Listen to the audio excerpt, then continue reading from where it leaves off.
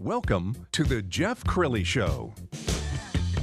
Welcome back to the Jeff Crilley Show for our last and final segment with the destination for area young professionals. We've got President in the House of the Dallas Junior Chamber, Kylie Spurgeon. Hello. Hello. And, of course, the EVP, Kathleen Denoyer. Welcome, welcome.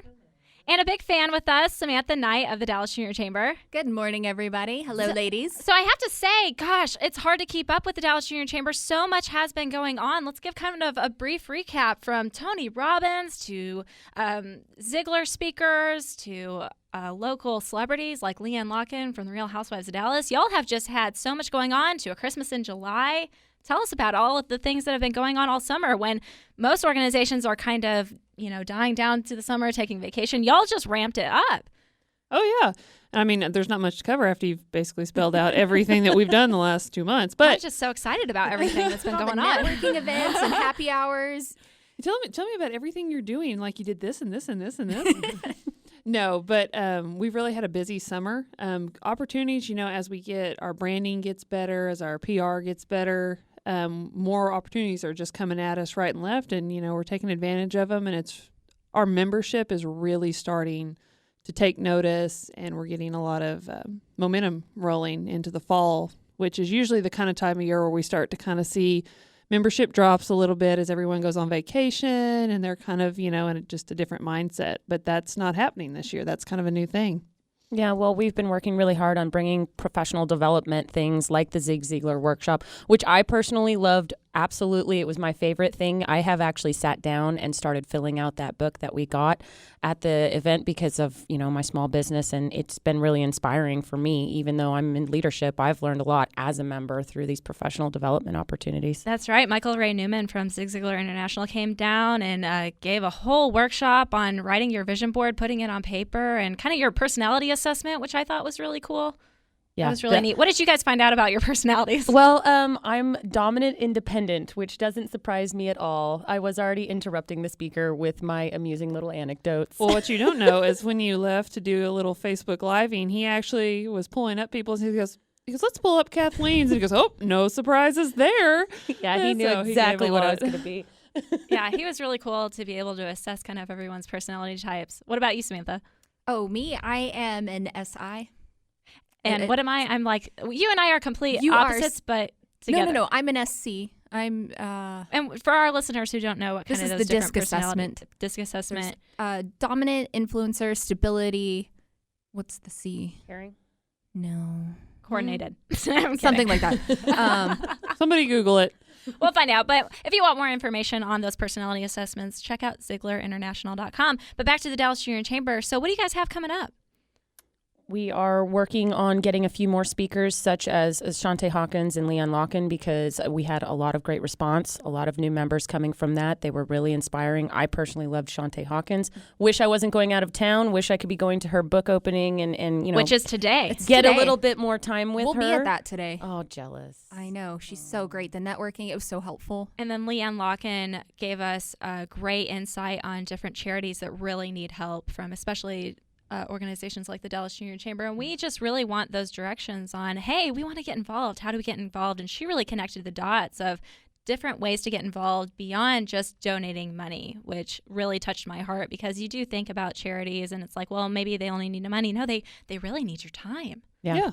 Everybody. And I mean, if you've ever served on the DJCC board, it's one thing you find time is something that, is very valuable. The more people that we can get out that are helping pass out things, getting donations, talking to people, the better it works. And so a lot of times, money is not the biggest thing that they're needing. Well, and I think that's what Leanne Locken's best point was, that it's your time and your treasures, and especially just going and giving an hour of your time gives so much to these nonprofit organizations that help people throughout the city.